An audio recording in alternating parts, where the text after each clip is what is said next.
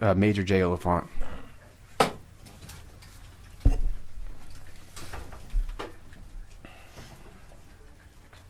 Thank you for being here. Yes, sir. Representative Villio. Thank you, Mr. Chair. Is it Major or is it Lieutenant Colonel? I retired as a major. Okay. Was transferred. Gotcha. Now, you were Lieutenant Colonel of a patrol at the time of the Greene in custody death. Is that correct? That's correct. And you were informed of his death by Major Wayne Vadreen? That sounds correct, yes. Okay. And he would have received his information from Troop F Captain John Peters. Is that correct? Yes, I would expect that, yes. So let me ask you, why did no one question the death of Greene being classified as fatal? I'm not sure to answer that question. I guess it was just never done at the time, for sure. So, as I understand, it was being classified as a traffic fatality. And the Bureau of Investigation was initiated an in-custody death investigation. Is that right? Yes. Okay. Now, between you and, was it Lieutenant Colonel White? Was that White's title? What was White's title? Yes, Lieutenant Colonel White. Whose responsibility was it to ensure that the proper investigation was conducted? Are you speaking of the traffic crash investigation or the criminal investigation? Well, I'm talking about, obviously, it was purported to be a traffic crash investigation. A traffic crash fatality. Okay. So who was supposed to be investigating that? That would have been at the troop level. Okay. And who was investigating it, to your I'm not knowledge? sure. Okay. Has there ever been another time where you can remember where an alleged fatal crash was investigated as an in-custody death investigation? I don't recall that. And in any of your Monday morning briefings to Colonel Reeves, did it occur to you that there was a conflict of information being provided through the chain of command? I'm not aware of a conflict of information, ma'am. Can you clarify that, please? Well, and I'm sure you listened to some of the testimony. Supposedly Greene died in custody, but supposedly it was being classified or purported to be that he died from the crash. Mm-hmm. Yet there's no scene diagram, there's no photos, there's no request for a vehicle CDR, there's nothing consistent, there's no reconstruction of the accident. All of the things I think you would agree are done in a fatal crash, but none of that was done. Did that ever strike you as inconsistent? I was unaware that wasn't done. Now, you sat in staff meetings, right? Yes. Was any of that ever discussed? No, it was not. Was it discussed in other cases? Or things like that normally discussed? No, ma'am.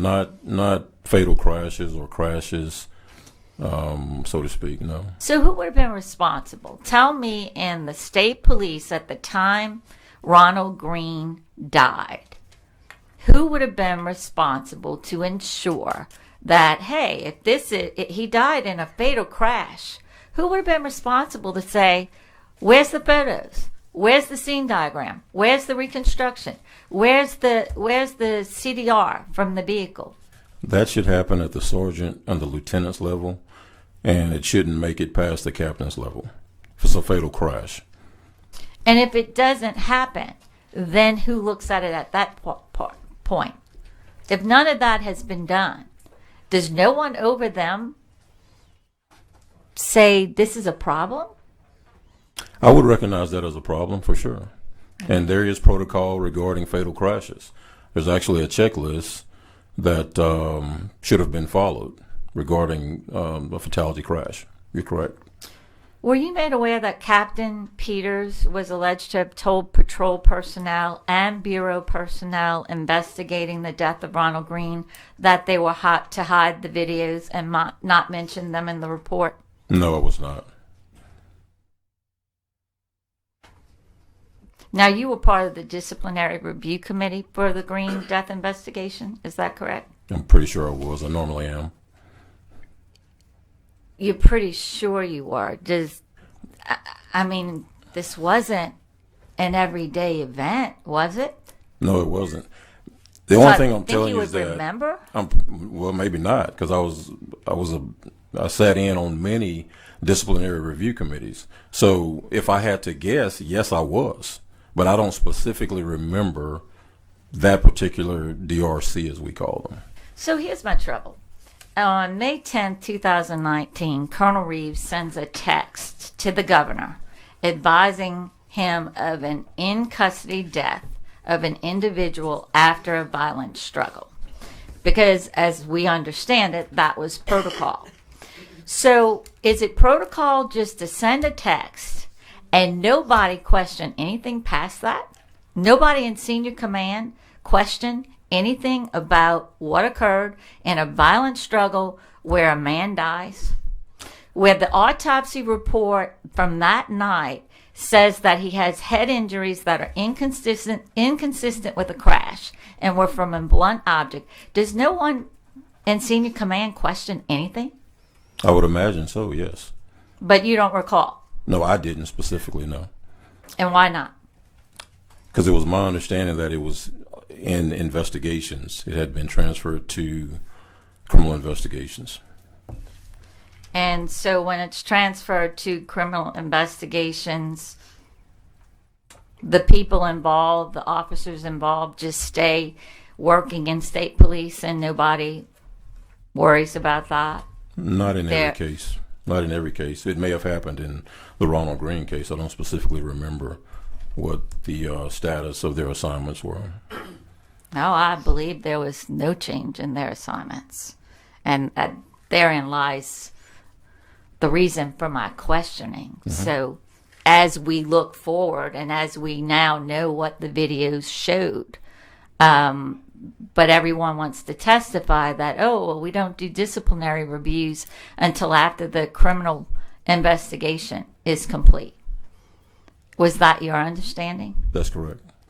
So you have an officer, let's just say hypothetically, that uses excessive force on an individual and it's being reviewed for criminal charges. That officer just gets to stay working in state police and interact with the public until that criminal investigation is complete? Not in every case. There are times when we have our Monday morning meeting that there are recommendations made to the chief and or the colonel, which was Colonel Reeves at the time.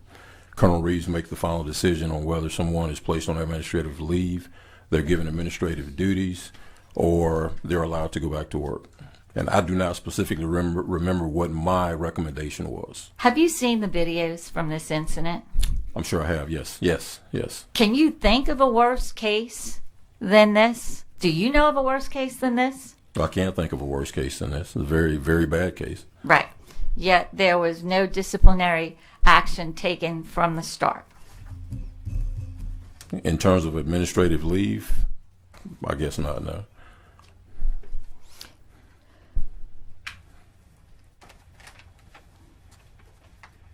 Give me 1 second, Mr. Chair.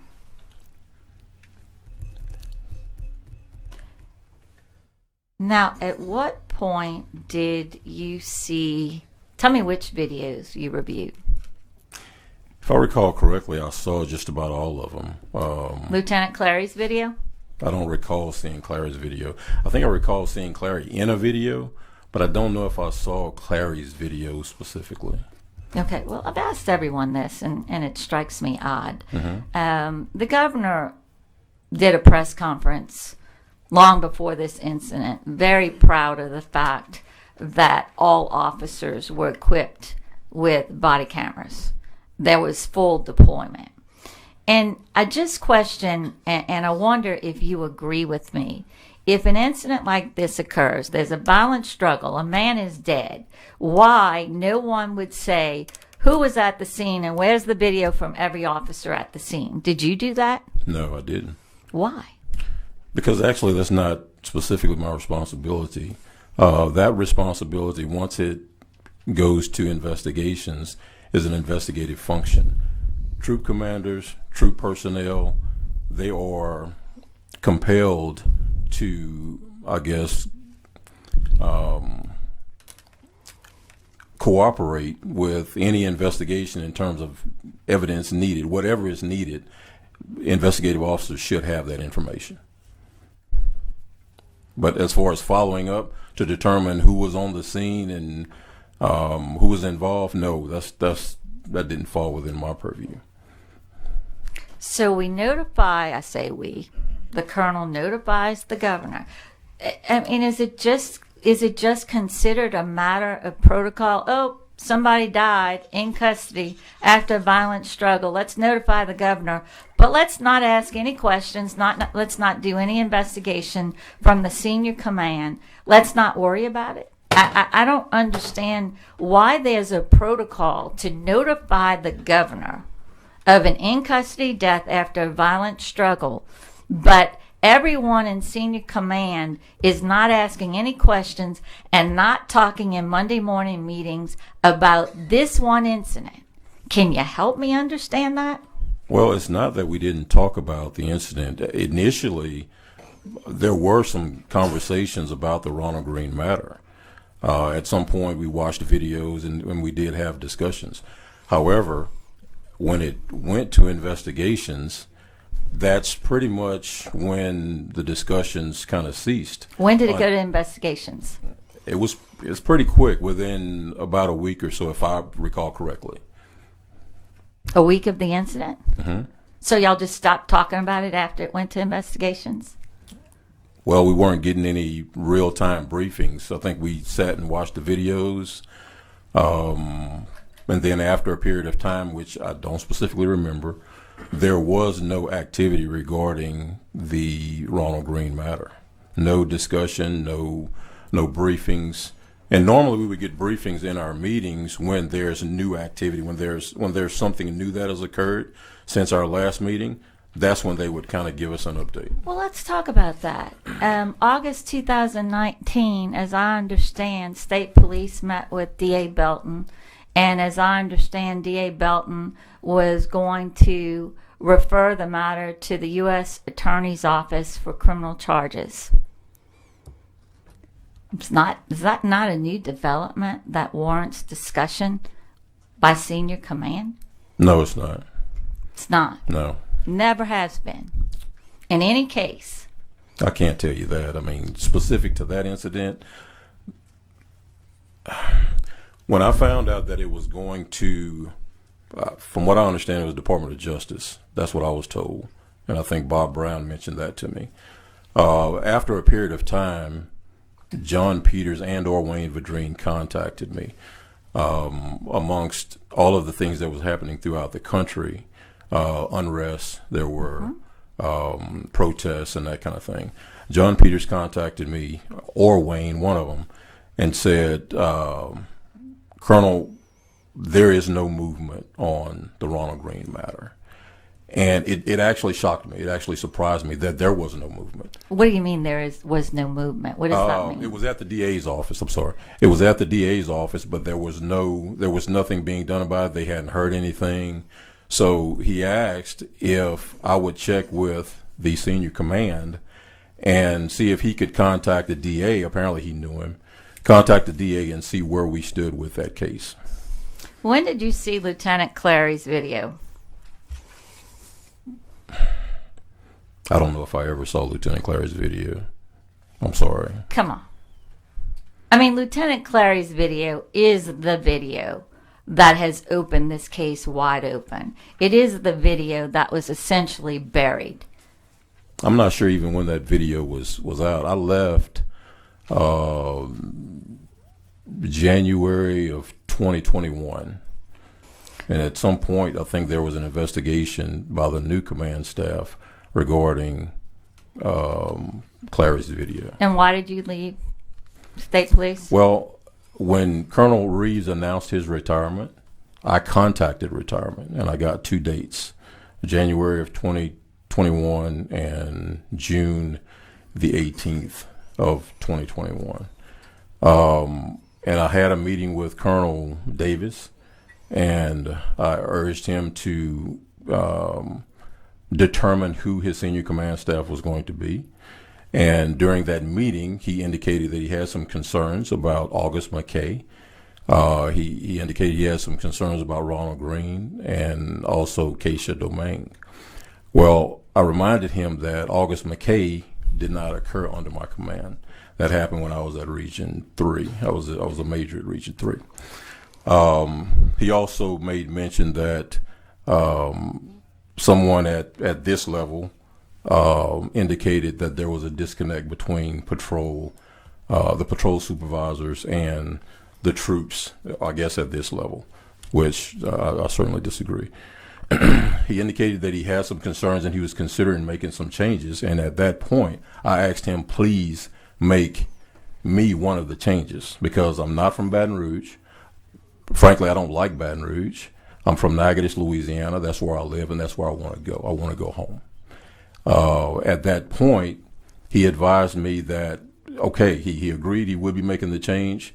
And I think he said it may be effective around the first of the year.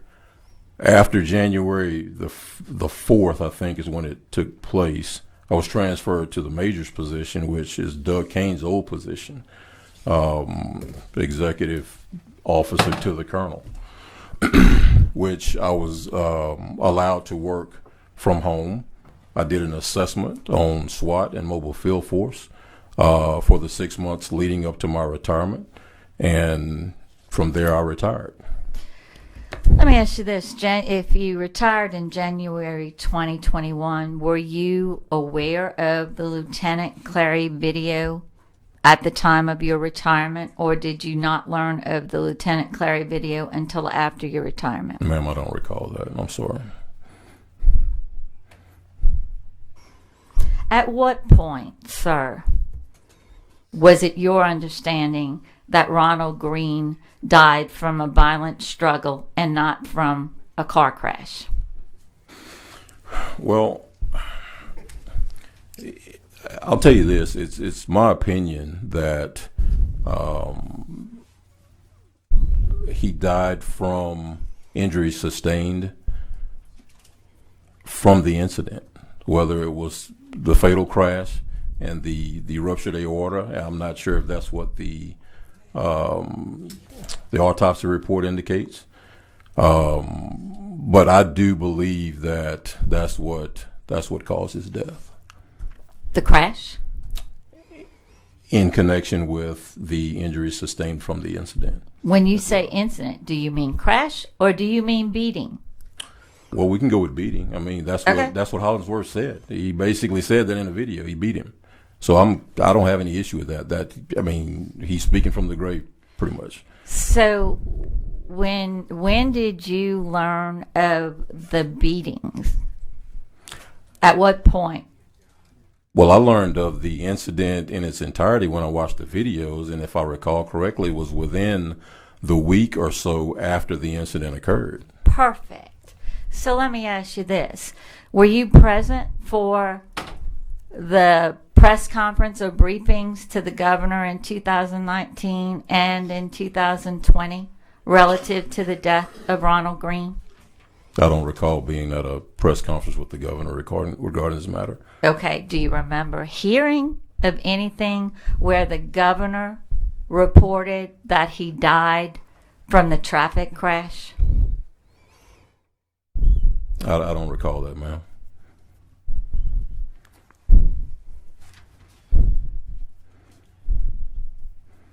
Seems to be the theme of the day. People don't recall. Well, I'll tell you what I know. Because my question would be, at any point, did you hear anybody talking about publicly that Ronald Greene died from the car crash? Did you hear anybody? Okay. Absolutely. There were people talking about that. Did you ever think, and what about senior command? Were they talking about that? I'm not sure. Did you ever think that you should correct anyone or warn anyone or suggest to anyone that that was blatantly misleading? No, let me mention something.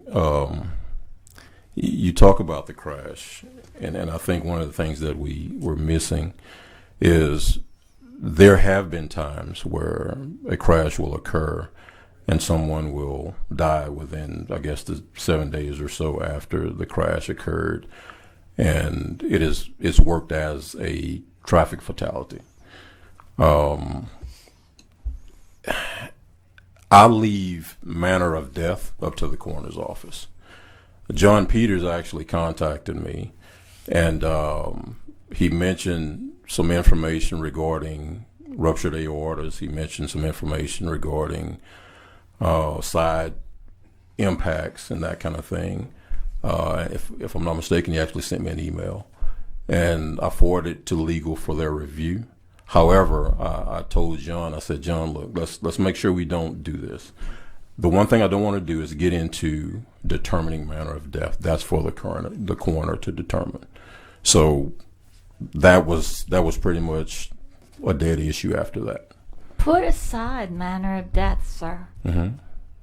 The autopsy report indicates the man suffered blunt head trauma inconsistent with the traffic crash.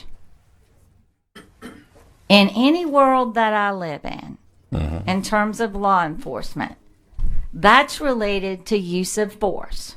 So then the question becomes, was it excessive? How do we ignore that finding in the pathologist report? You were over patrol. Mm-hmm. This man allegedly is being purportedly having died from a car crash. Yet there is nothing done consistent with a car crash. Quite to the contrary. Nothing done consistent with a car crash. And that pathologist report has that finding. And everybody wants to turn their head, a blind eye, not ask any questions. Oh, let's not get into the legal semantics of manner of death. Was that not your job? No, it was not. What was your job?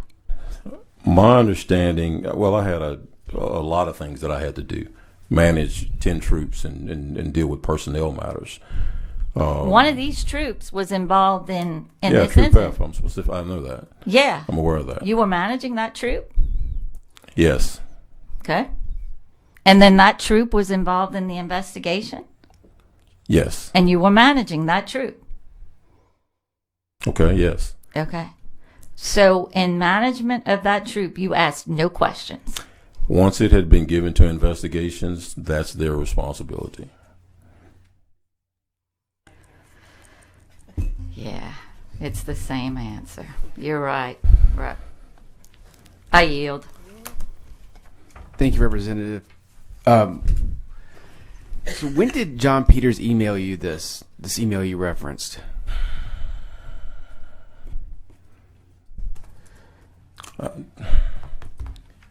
If I had to give you a range, of course it was prior to the transfer, so it had to be 2020, maybe early 2020. I'm not sure. Because we've asked for a lot of emails and we've not received that email. Okay. And I'd like for state police to produce that email. Representative Marcel. Thank you. Yes, ma'am. Major Oliphant.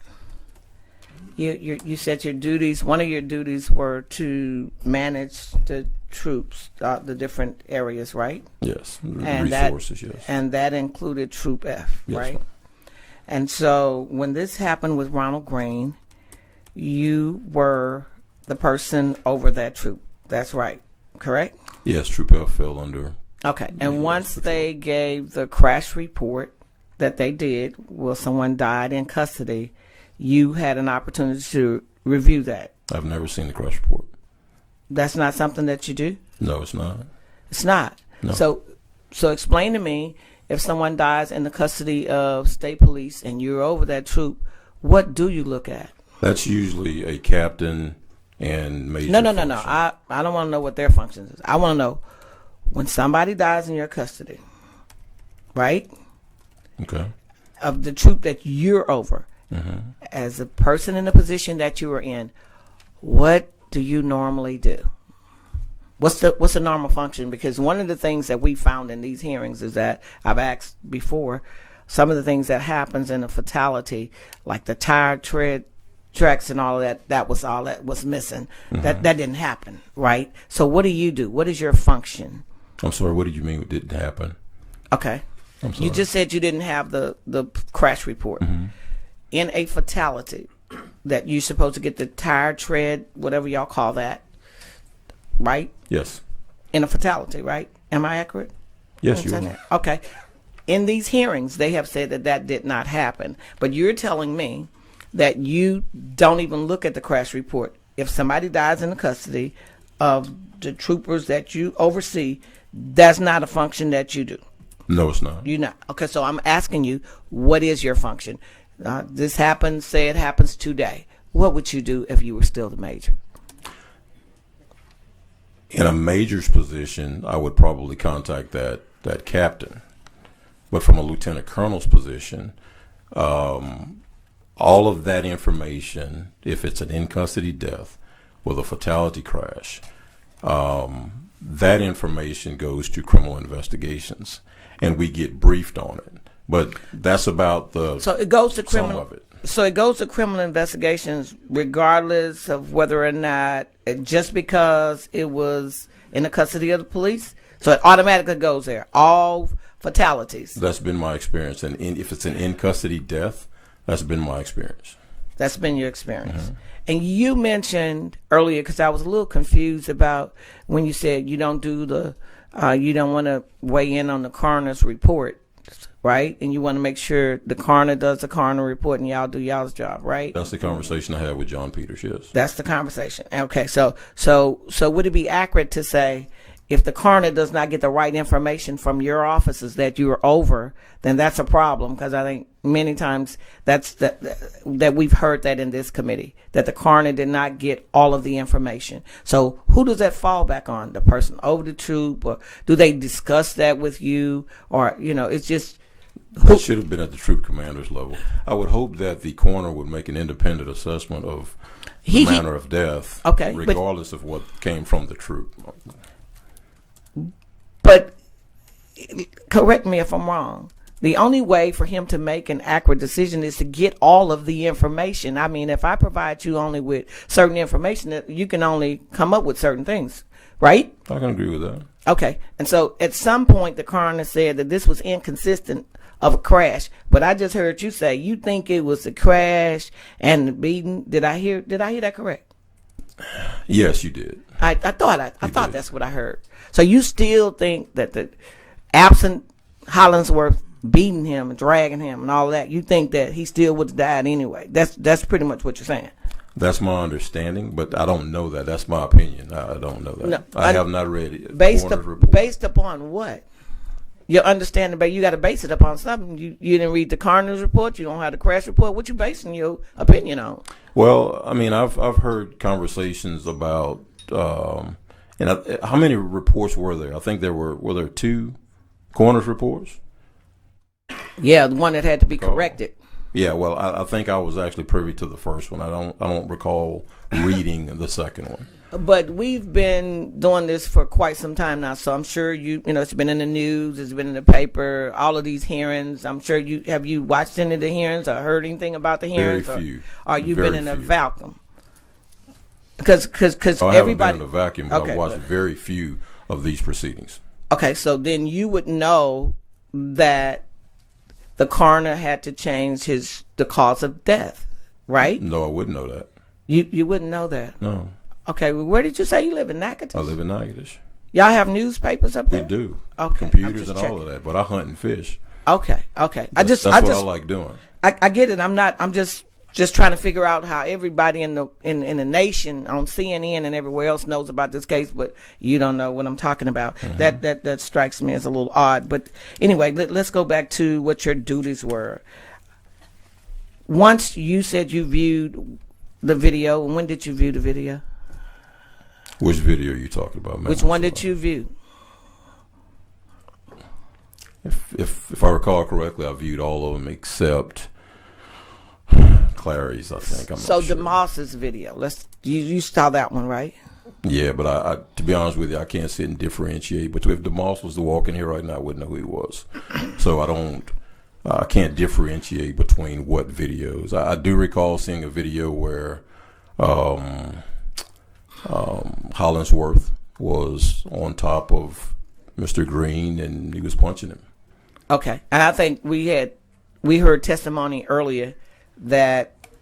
No, let me ask you a different way. If you saw that, what did you think of that video? Oh, it was terrible. It was terrible, huh? Absolutely. That's exactly what the lieutenant, the retired lieutenant colonel said earlier. So it was Terrible.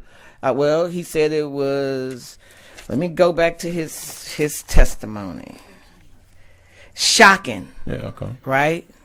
So was it shocking to you? I would agree with that. Yes. Okay. Okay. That was the consensus in the room. That was the consensus in the room. So that being the consensus in the room, nothing else happened, because I keep hearing the same thing that Villia was talking about, that you all didn't act because there was this criminal investigation going on. So when did the criminal investigation? You said it started on the onset, right? It started not long after the incident occurred. Yes, as I recall.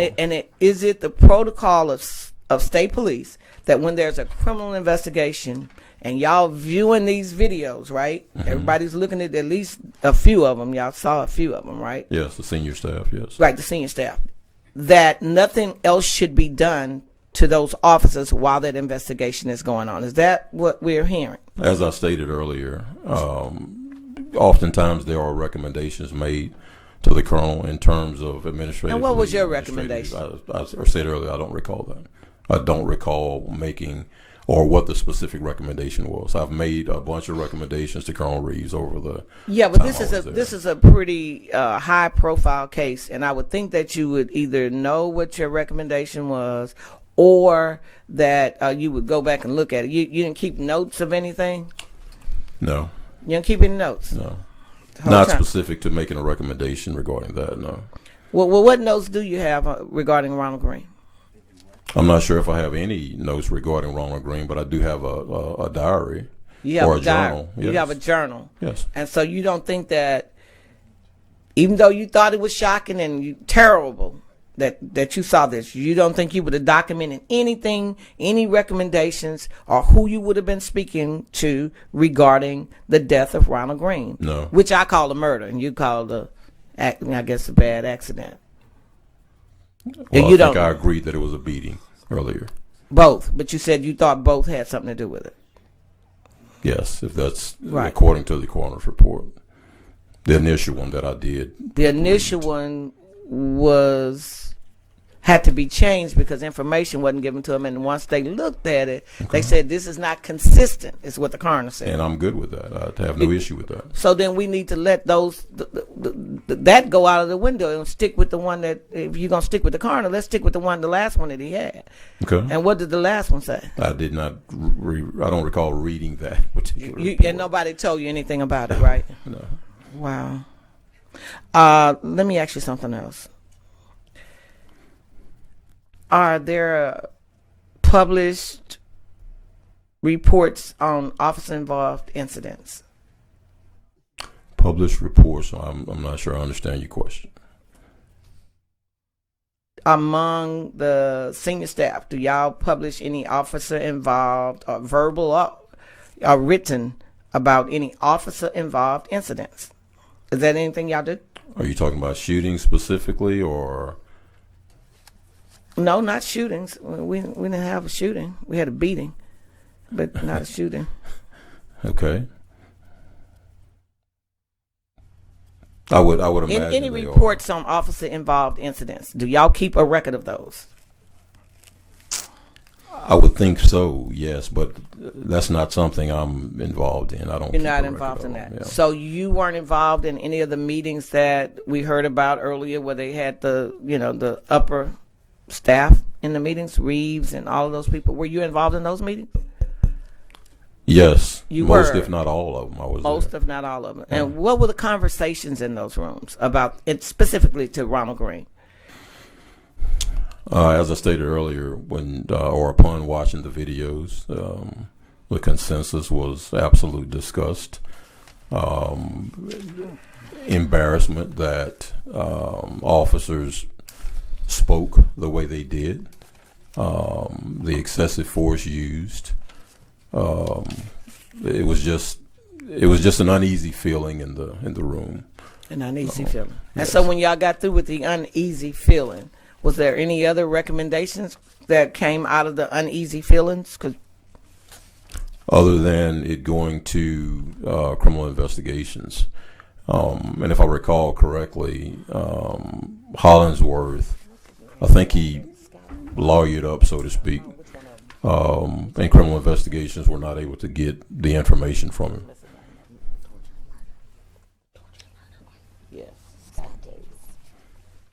So I'm sure you're familiar with Scott Davis. I'm aware of Scott, yes. You're aware of him? He was a use of force guy, right? Yes. And so if he gave information to whoever his superior was and gave y'all that information of what he felt, would you all have considered what he said or not? I just dismissed it because the way he presented here is that he gave you all the information and y'all kind of just didn't want to hear it. Well, I never portrayed anything about not wanting to hear it. I mean, I think it's important to get all of the perspectives. That's why I'm asking you. I want your perspective. Yes, I think his information is real important. If he, as a training officer, indicates that it was excessive force, then yeah, something needs to be done about that. It's a training issue. Was anything done about it? I'm not sure.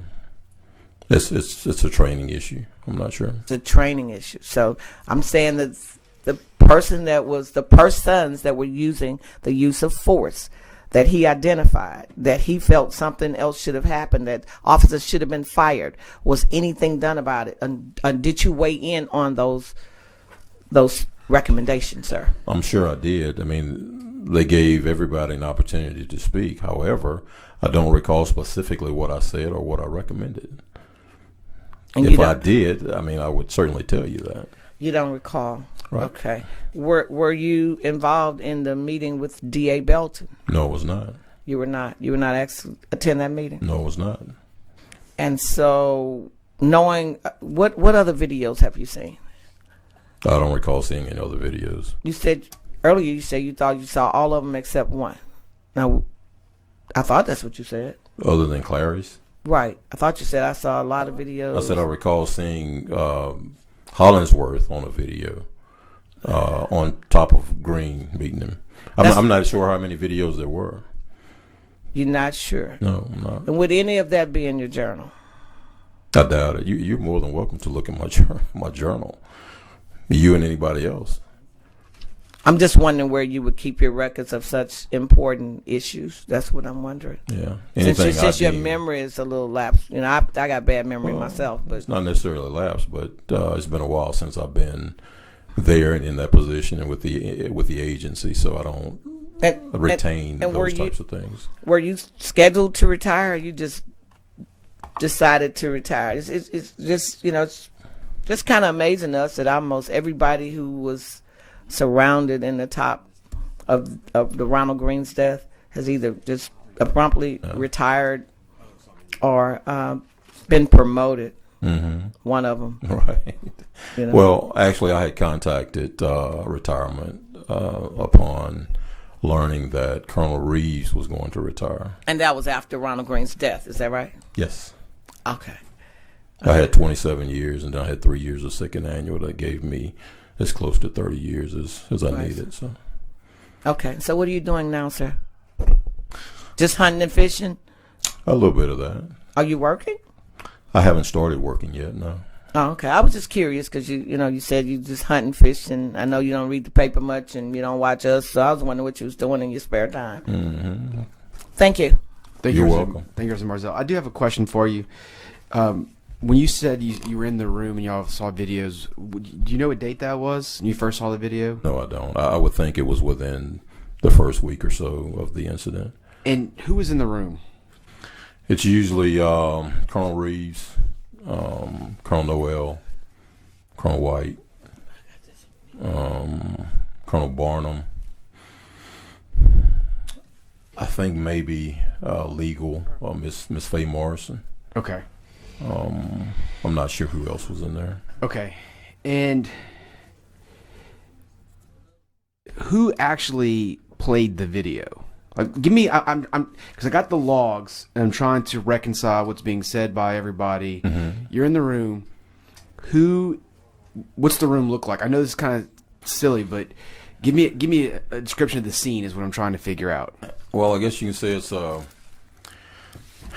if I had to break it down to measurements, maybe 15 by 20 room, rectangular shaped, long table.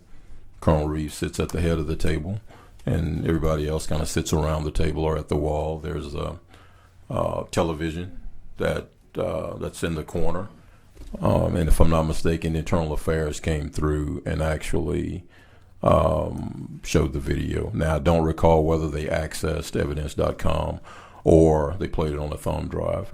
I do recall at one point watching it on a external memory device. And you say at some point in that meeting or some point on a later date? I think it was that meeting, possibly. And what do you mean by external device? Well, a thumb drive, I guess. So, I guess I'm looking at the access to evidence.com, and I'm trying to see when it was downloaded. It was downloaded, appears, if I'm looking at this right, on May 15th, right? By Scott Davis. Was Scott Davis one of the people who put it on a thumb drive and showed it to you? I don't recall. I thought it was Internal Affairs, but I'm not sure. Yeah. And I'm just trying to find where it was downloaded for you to watch. There's a stream on May 20th by Corey Borcherding. Are you familiar with Corey? Yes, I'm not sure where he works or where he was working at the time. I'm not sure. Did he stream it? I can't tell you that. I guess we have a fundamental issue is that we still have not figured out, after how many meetings this has been, how the records, I'm not accusing that they don't match up. What I'm saying is there seems to be a disconnect connecting what the evidence.com logs say and what the testimony has been. So, in a light most common to everybody else, I'm trying to say is I'd like an explanation so that I can reconcile in my mind how that happened. Mm-hmm. And maybe I'm reading the data wrong. That's a likely scenario as well. I'm not excluding anything. I'm just trying to reconcile your logs and audits with what happened. I'm sorry, I can't explain that. I want to tell you what I recall in terms of watching a video. So I would assume if you're watching the video, you have a laptop, and if it's being streamed, you're going to see somebody go to a website and click a link, and it's going to open up. Is that right? Is that how it works? I think so. I think there's actually a television in the room. Right, but the television is just mimicking what's happening on the screen, right? So you should see like little mouse scroll up and then click. Did you see that, or did you see them go and just put a thumb drive in the back of the computer and then go through files?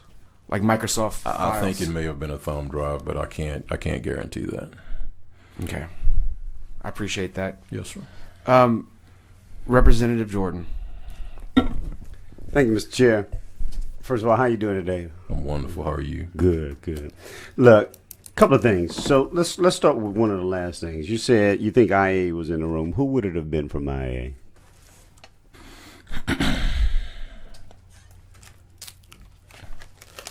I don't know. Maybe I don't know. Sorry, I can't tell you exactly who it would have been. But if it would have been IA, it would have been somebody outside of command staff, correct? Outside of the senior command staff? Yeah. Yes. All right. But the people that you named in the room, as I recall, were all senior command staff members. Not specifically when we watched that video. Okay. So give me the list again. That who was in the room as you recall? Colonel Reeves, Colonel Noel, Colonel White, Colonel Barnum, And I'm sorry, I forgot. I think Starnes may have been there. Colonel Starnes. 20 seconds. And legal. I think legal affairs. You said Faye Morrison, yes, right? yes. All right. So I'm just trying to make sure, because I'm not familiar with all your personnel. Mm-hmm. Any of these folks, I guess the one you named it. I mean, any of these folks were part of IA at the time? No. And that was kind of at the start of the meeting. I don't want to get you confused. I think we may have met prior to them actually coming in. That first list of names I gave you, but I'm not sure who from internal affairs could have came in and showed the videos. Okay.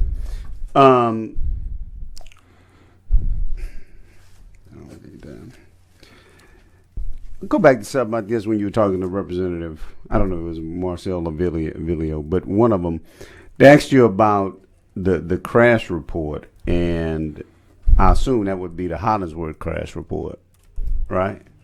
I mean, did you have more than one crash report? Are you talking about the Hollingsworth incident regarding Ronald Greene? Right. That's what I expect, yes. All right. And you said you didn't sign off on that crash report? No, I don't sign off on those reports. Okay, so who signs off on That should be at the captain's level. Who would have been the captain? John Peters. That's what Peters would have signed off on that. All right. You said something interesting to me that caught my attention. You said you didn't want to determine the cause of death, but then you came back and you said the fatal crash. I think when you were talking to Representative Vilio. And then we've talked about in custody deaths. When you say fatal crash, it just seems like you've already made a determination, and I think that kind of follows up on Representative Marcel, that you think the crash, when somebody says fatal crash to me, it tells me that they died from the crash. Okay. Is that what you meant to say, or I just want to be clear? When you say when I said fatal crash, that's kind of, when you have a crash and there's a fatality involved, notwithstanding whether it was from the actual crash or specific to this, the Ronald Greene matter where there was an incident or a beating. That's terminology that's used, a fatal crash. Now, whatever the coroner's report says, that's what I stand behind. So, it is what it is. Let me ask you this. Now, I just want to be clear.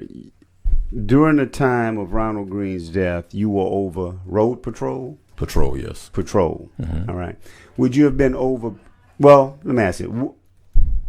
And forgive me because I've been in and out. Mm-hmm. What does that actually encompass? Being over patrol? Yes. Well, there's 10 troops, including Troop N, and you basically manage the resources. You manage, personnel and where they are throughout the state, and you do that through the majors, and they trickle that information down to the captains and so forth. So that's kind of how patrol resources are managed. Right. When you say personnel, I would assume personnel also includes discipline. Correct. All right. So, and I know Representative Vilio asked you about the video, and I think you said was this the worst video you've seen? I can't say it's the worst one, but it's very bad. All right. There's no question about it. Did you, I guess, subscribe to the theory of it being awful but lawful, like Colonel Reeves, or did you have a different opinion? No, I didn't.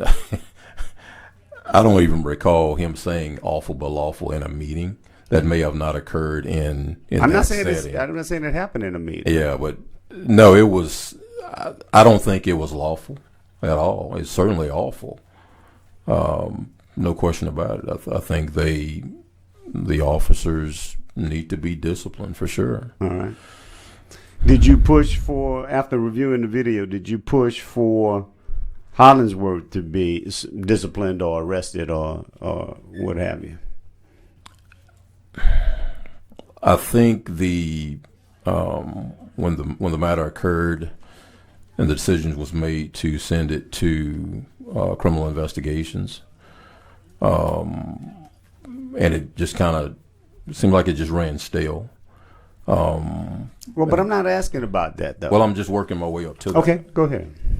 And then it went to the DA's office. John Peters contacted me and said there was nothing being done about it.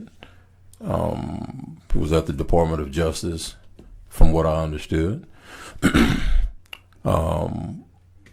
I think at some point the recommendation was made to terminate. And I think that was after we learned that he may have struck Ronald Greene in the head with a flashlight, because that was not known up front. Well, let me ask this then. Who would have made, seems like the recommendation was made by someone other than you to terminate. So who made the recommendation to terminate Hollingsworth? No, I think when we learned that he had struck him in the head with a flashlight, that's when we came back with the administrative investigation. That's kind of what initiated the administrative investigation. And you wouldn't have seen that wasn't obvious to you from the, let's say it this way. I've seen the video. Mm-hmm. And it seemed obvious to me from the first sighting of it that he struck him with something. Now, you may not have seen what he was hitting him with, but you could. It was obvious that you could see that he was hitting him with something. It looked to me that he was hitting him with his fist. Well, we have two different interpretations. I guess we do, but initially, and I think everybody was under the impression that he had struck him with his fist. And when I learned that he had struck him with a flashlight, it was after a time where I saw pictures of Ronald Greene that surfaced on Facebook, and I think it was autopsy photos, where he had little indentations in the side of his head. He had C's, so to speak, right. The letter C's in the side of his head. And if I recall correctly, I contacted Doug Kane, because Doug Kane stayed on top of public affairs matters, social media and that kind of thing, and this was Facebook. So I brought it to his attention, and I said, that don't look like a fist. That we need to get Hollingsworth back in and determine what he struck Ronald Greene with. And from what I recall, we brought him back in under administrative investigation, and he admitted to striking him with a flashlight. All right. So did Hollingsworth say initially that he struck him with the fist, or was the question ever asked, what did you strike him with? I'm not sure what question was asked. That was, again, it was it was in investigations. It was my understanding that he wanted to speak to his lawyer. He did not want to talk to investigations. All right, so I'm confused a little bit now. Okay. So I'm assuming somebody brought Hollingsworth in initially, questioned him about the incident. I think they attempted to, and he wanted to talk to his lawyer instead. He didn't want to talk to investigators. Actually upset everybody in the room, but. All right. So when did it go for him lawyering up to him admitting that he struck Ronald Greene with the flashlight? This was after it had gone to the DA's office. After, from what I understand, it went to the Department of Justice. And I think the Department of Justice made their ruling, whatever ruling they made, and then they gave us authorization to move forward with the administrative investigation. The period of time, I'm not sure, but it was a while. Wow. Yeah. All right. So I'm shift gears slightly here with you. Were you over the patrol during the time of Aaron Bowman? At the time it surfaced, yes. I don't remember the date of the Aaron Bowman issue. But when it surfaced? Yes. All right. And you saw that video as well, didn't you? Yes. All right. What was your take on that video? I was concerned, and my recommendation was that it need to be submitted for criminal investigation. All right. And just for clarity, Aaron Bowman, that was a Troop F case as well? Yes. All right. If I'm not mistaken, is that the Brown? Yes. Is it the Brown case? Yeah, Jacob Brown. And that's where I was going. So you were over disciplined. So I guess the question, I mean, did you push for Jacob Brown to be arrested?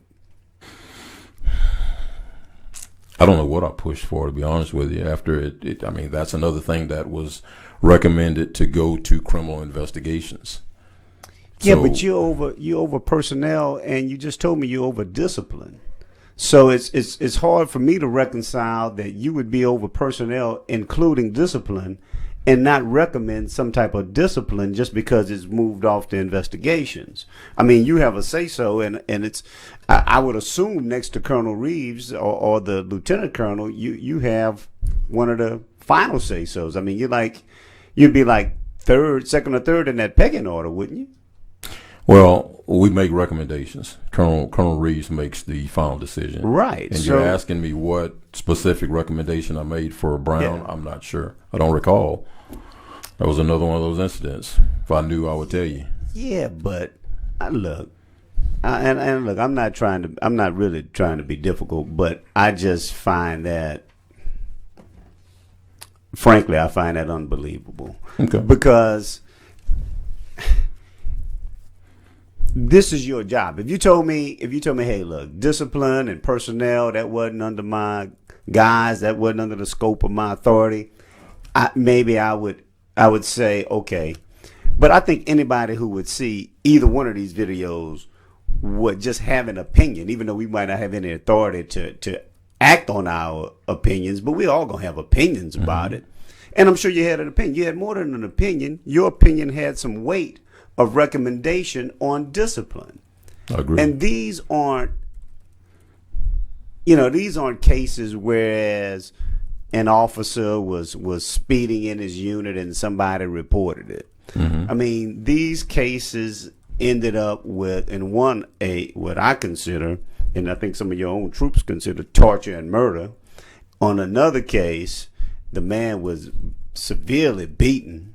And so I just look, I'm gonna just say this. I find it disturbing that I guess just the apathy shown, because that's what it shows to me. Like I don't even it didn't even make a big enough difference for me to even remember what I did or what I said. Yeah. Well, that's incorrect. And I understand. And look, I'm just telling you that's my opinion of it. Correct. Because I'm sure something of that severity, I would remember at least what my opinion was or what recommendation I made. It's not like this is something so trivial, but for you not to remember, in my opinion, shows that maybe you considered it trivial. And I know you're saying that's not necessarily the case, but It's not. that's the vibe I get from it. Yeah. Well, I'm sorry you get that, but no, it's not. So I mean, if somebody said something that was impactful or was a very important part of my employment, I'm not telling you I would remember everything automatically. But we do these things called refreshing our memory. So if somebody refreshed my memory and said, "Hey man, do you remember?" and I might say, "Oh no, I don't remember." And then they go a little further and say, "Oh," and I say, "Oh yeah, I do remember that." Okay. And then it refreshes my memory and say, but something so significant as to whether you made a recommendation and what that recommendation was, I just find it unbelievable that you wouldn't recall what it was. Now, if you don't want to share it with us, I get that, but I just don't. I'm not gonna sit here and kind of let you off the hook and saying that I don't recall, because I think most people, I think 99% of the people would recall if they were in your position what the recommendation was. Well, I appreciate you not letting me off the hook, but I can tell you that I sat in on many DRCs. A lot of times troopers do things that they're not supposed to, and I understand you think that. This one is a standout specific to Bowman and specific to Ronald Greene. But without me sitting there documenting what my specific recommendation was, it could go from no action to termination to criminal investigation. So I can't sit here and put a specific number because I don't know. And if I did recall it or if I did document it, I would certainly tell you. I have no reservation about letting you know what I know. And if I don't remember it, I just don't remember that. All right. And well, let me say this. I would hope that it would be something significant. And this is something that just doesn't happen all the time, because if it did, then I would find that even more disturbing. I agree. So that sort of is part of the reason why I just think, I mean, this is not an everyday occurrence. This is something that should be unusual, should be, and I did a public records request. The last 2 years that state police had records, I think, were 2019 and 2020, and I think they had one in custody death in one of those years and 2 in custody deaths the other year. And I know one of them I'm talking about is not a death, but these aren't normal occurrences. Mm-hmm. So if I'm asking you about 1 or 2 events, it seems to me that those should stand out to you, and that would be a better recollection of what those events of what happened. Yeah, the incident will stand out. However, the recommendation for that specific discipline, it doesn't, because I've sat in on many DRCs, and I can't tell you what I recommended. All right, let me ask it this way then. You remember watching the Bowman video? Yes. All right. Based on your memory today, what would you have recommended?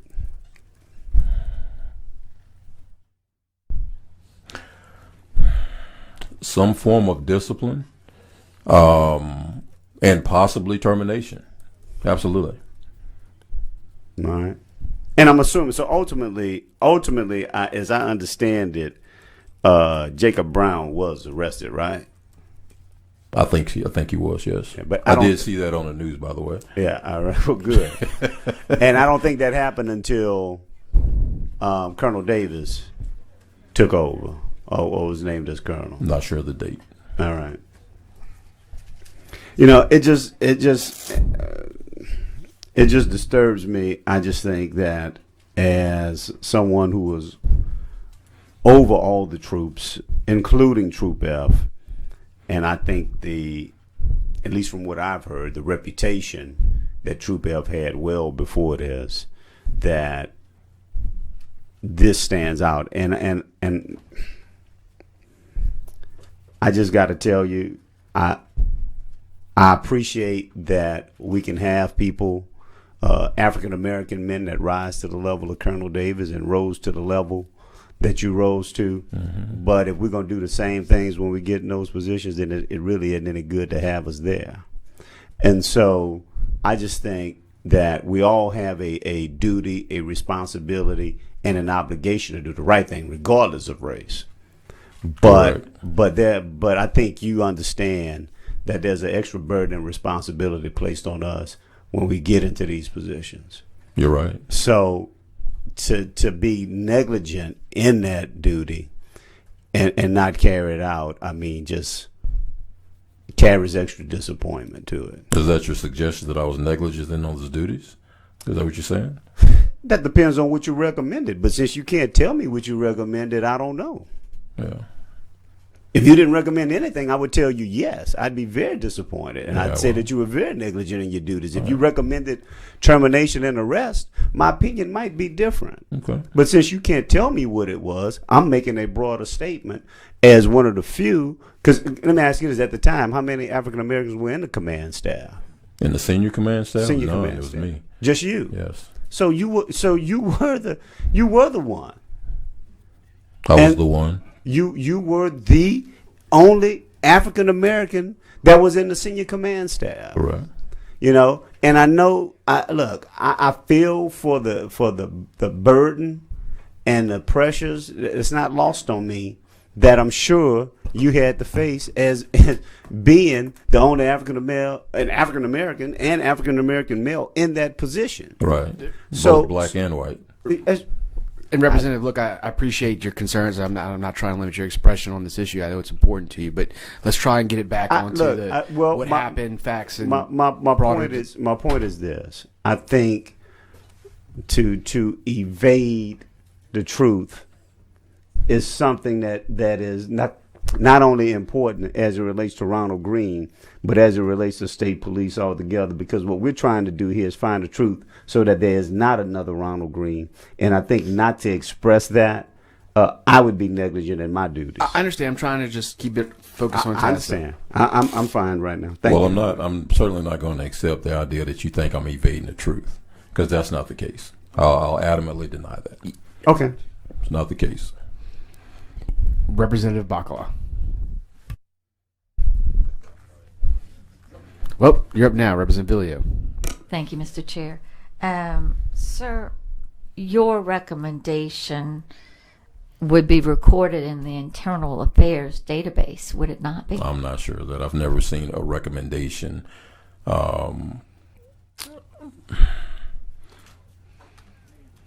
recorded in the Internal Affairs. It very well may be. Yes, you're correct. It very well may be. Yeah, I'm pretty sure I'm correct. So we'll check for that. Okay.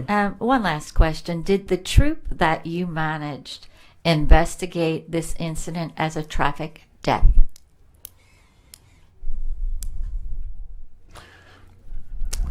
I don't know.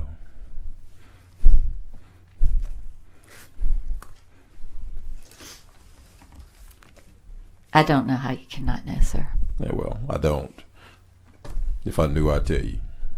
All right. I yield. Mm-hmm. Thank you, Representative Villio. Representative Nelson. Yes, awesome. They keep leaving on me. Representative Marcel. Just, I'd asked you earlier, did you make any recommendations?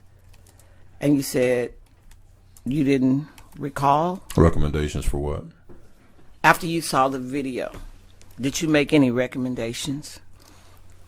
The one that you said was, you didn't call it disturbing. You said it was, everybody thought it was bad.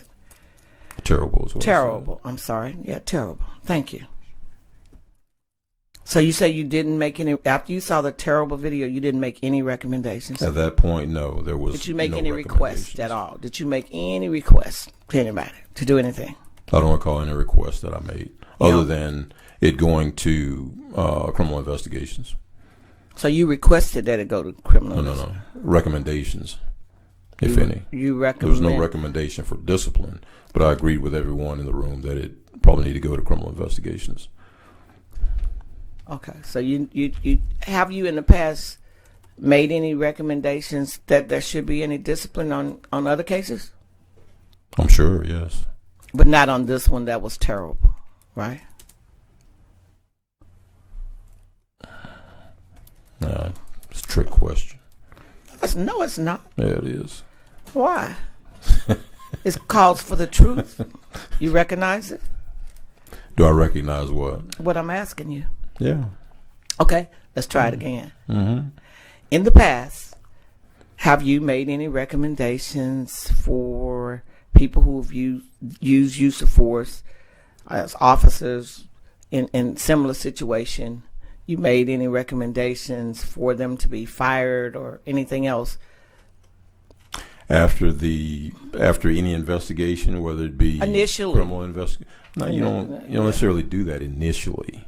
But you kind of you wait haven't till you get all the factual information. right. But you kind of have it in your head once you've seen it because it's terrible that this guy should be fired.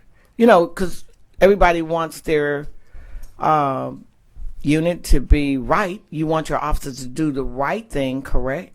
Correct. So if you see a bad apple, then you would be the first one to say, we need to get rid of this guy. This is ridiculous, Yeah, right? if he's a bad apple for sure. But I would also want to know all the facts before Right. I just make a recommendation. Yeah, I may have something in my head, Right. but I'd like all the facts first. Right. And I'm just asking you, did you didn't make any recommendations as it relates to that, to Ronald Greene, after you saw the terrible video?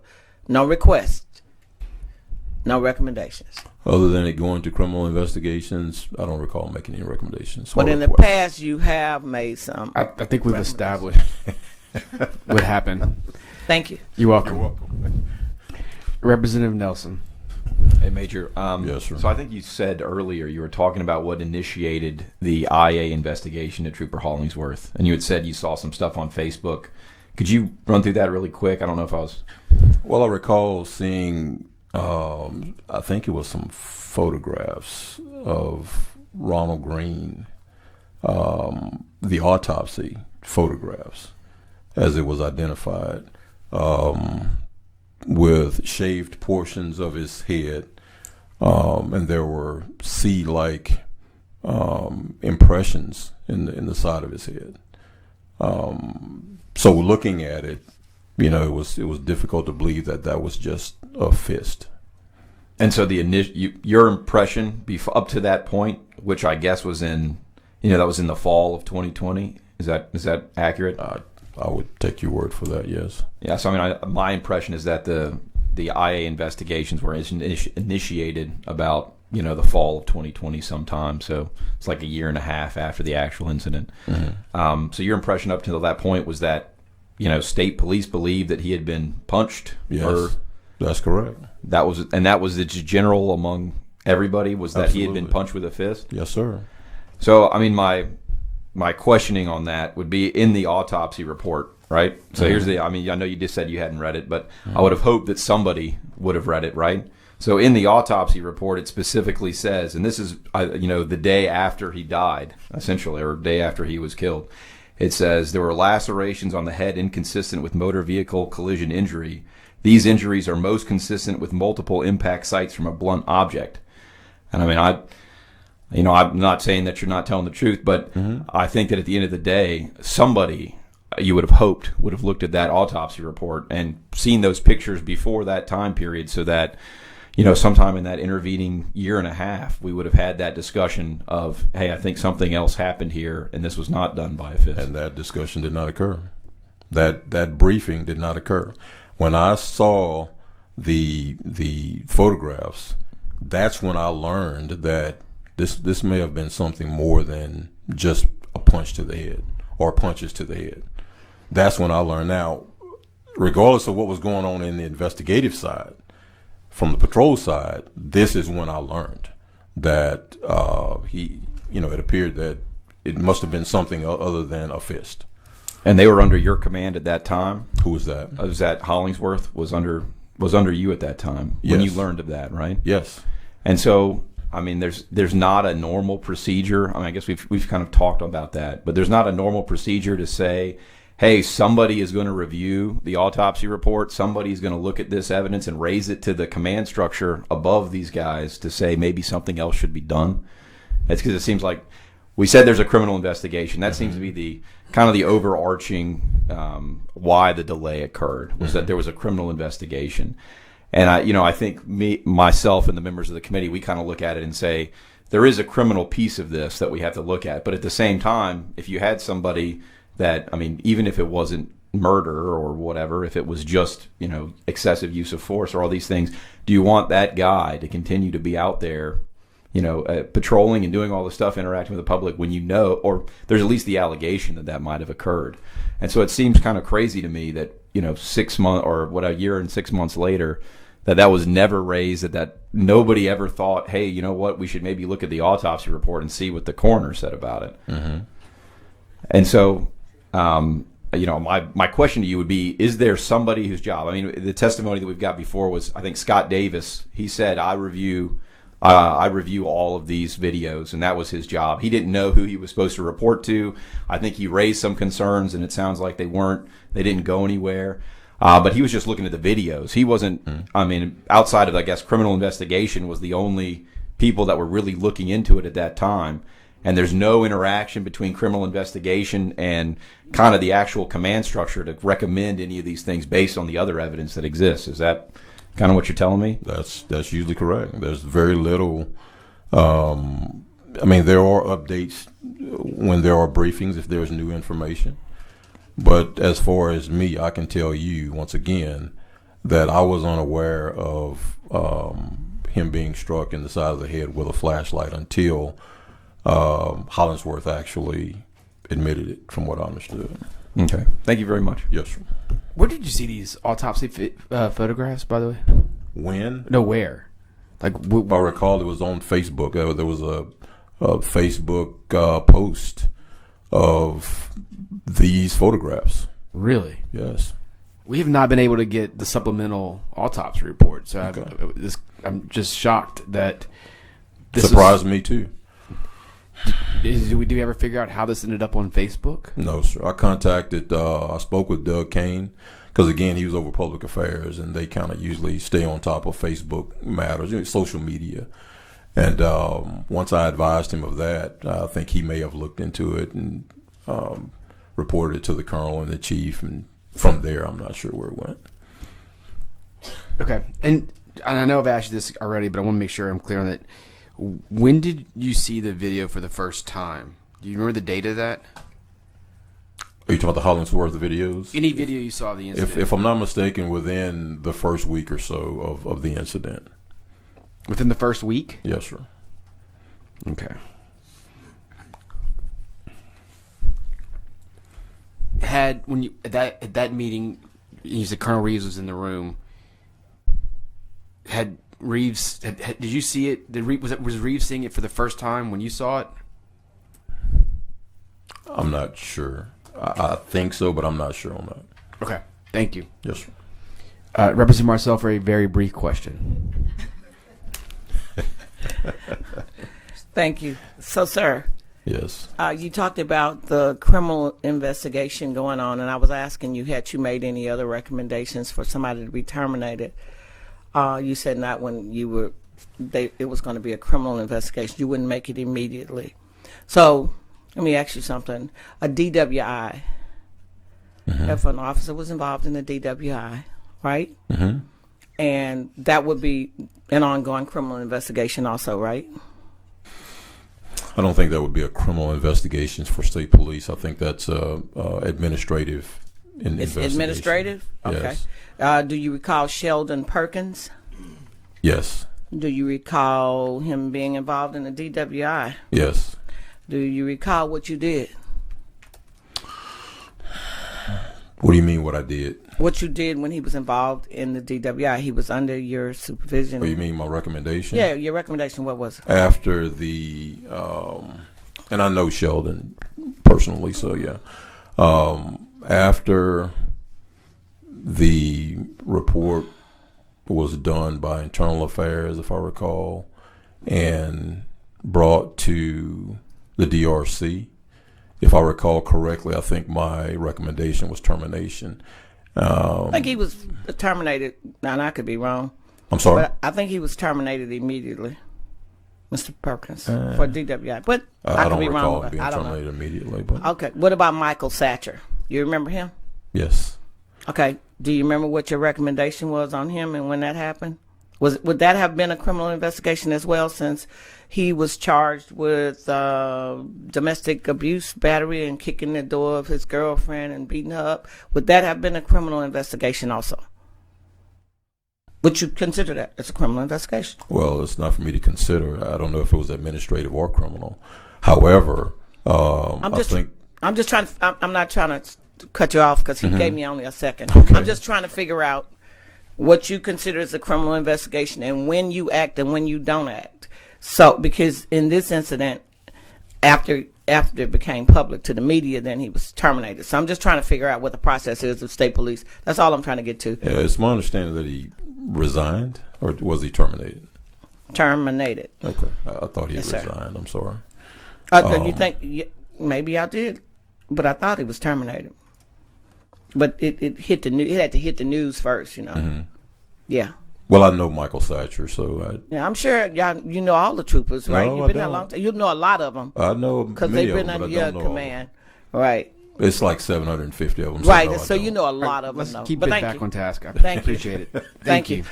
Thank you. I just wanted to find out that you know them and why they were terminated and others couldn't be terminated in this incident. That's all I'm trying to. But I think you on Michael Satcher, you may want to check your facts. I think he was. I think he resigned. Okay. We can look into that later. All right. Thank you, Officer Oliphant. Yes, sir. You're welcome.